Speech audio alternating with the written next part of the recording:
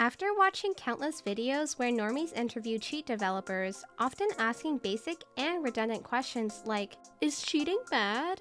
I thought it was time for someone to pose more interesting and relevant questions about cheats. Due to the language barrier, instead of doing a traditional interview, I organized a Q&A with neverlose staff. I asked questions related to neverlose, Valve and VAC Net, and cheating in general. I believe these questions aren't usually talked about, and you won't find someone like Sparkles asking them. In the past, rumors have circulated that Valve checks if you visit cheat websites and lowers your trust factor accordingly. Most people dismiss this as a myth, although some swear it happened to them.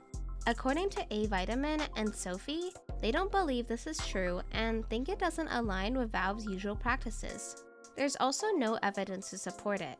Valve is probably one of the only companies left that still values user privacy. In a time when every website and company is selling your data, it's refreshing to see Valve not doing this. If Valve dedicated all their resources to detecting neverlose today, would they succeed?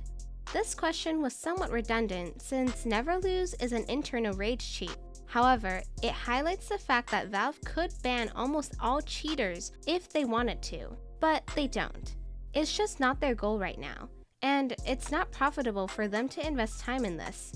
I agree with A47 and A Vitamin that detecting cheats is not their priority at the moment, and trust factor finally seems to be working now, with most cheaters getting thrown down into red trust hell. How many cheats do you suspect or know are pasted in some way? This could range from a simple feature paste to nearly the entire cheat being copied. Of course, pasting isn't always just a simple copy and paste. It's also not always a bad thing. Any coder going on unknown cheats and asking for help doesn't make them a paster. Just about every cheat dev has gotten help or inspiration from other people. It was much more common in CSGO since there was more to paste from. In CS2, pasted externals are definitely much more common. The following question is somewhat similar but more specific. Are there any cheats you know or suspect are pasted from neverlose? While they didn't want to name any cheats, it's obvious and expected that people would want to copy from one of the best cheats. This has always been the case, and it's normal. In CSGO, GameSense was the best cheat, and every cheat copied them. Now in CS2, neverlose is the best cheat, so everyone wants to copy them. My next few questions focused on Valve and VAC Net. Some of these questions were asked by Sparkles, but only on a surface level way. Why doesn't Valve just buy public cheats, reverse engineer them, and detect the entire cheat? According to neverlose staff, Valve has done this in the past, but stopped around the time they started developing VAC Net, shifting towards AI rather than playing a cat and mouse game. Which brings us to the next question. Do you think that with enough time, cheating might never exist with AI? Of course, cheating will never disappear entirely, but it might be significantly reduced.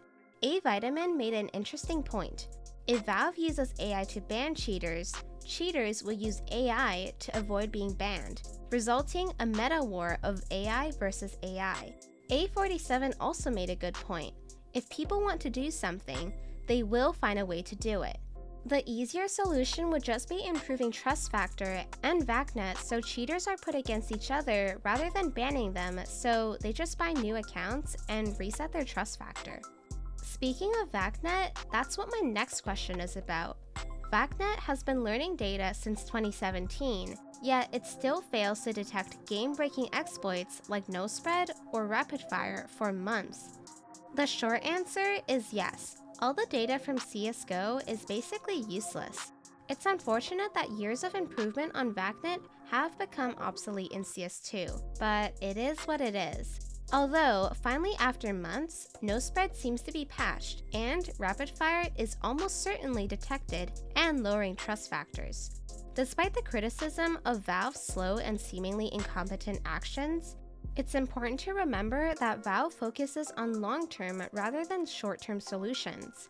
They could have patched no spread and rapid fire months ago, but they prefer to wait and train VAC Net for long-term benefits. My last questions shift away from Valve and VAC Net, focusing more on cheats themselves. Do you think any cheat are rats or token loggers?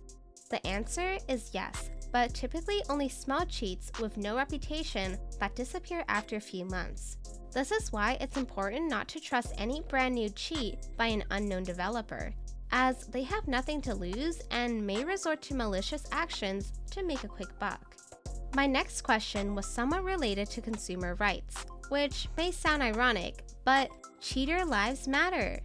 Is taking PC screenshots as pointless or necessary? Where is the line drawn between user privacy and protecting your cheat? Most people know that when you inject a cheat, you essentially give it full access to your PC. Most cheats won't misuse this access, as they don't care about your ERP logs on Discord, but you should always be cautious. A cheat developer could take thousands of screenshots, start your webcam, steal your Discord token, or hide malware to ruin your PC. However, this risk is mainly associated with smaller cheats, as none of the larger cheats would risk their reputation and business. Finally, I asked some questions related to Neverlose itself. Are there any missing features from CSGO that are planned for the CS2 version, like rain or snow? The answer is a resounding yes. I, for one, can't wait to play CS2 with anime character models and run around in the rain while tapping no-names. Neverlose is currently the only cheat that feels like its CSGO counterpart, being the first to introduce backtrack chams, a skybox changer, and an ambience mode, not just the simple night mode that makes the map darker. My last question was about plans for a deadlock cheat. Although the game is still in alpha, it's another Valve game, which means it should be easy to cheat in without consequences. Deadlock seems interesting, but we'll see what happens in the future. I have another Q&A planned with an external and DMA cheat developer. If you're interested or have additional questions you'd like me to ask, comment and let me know.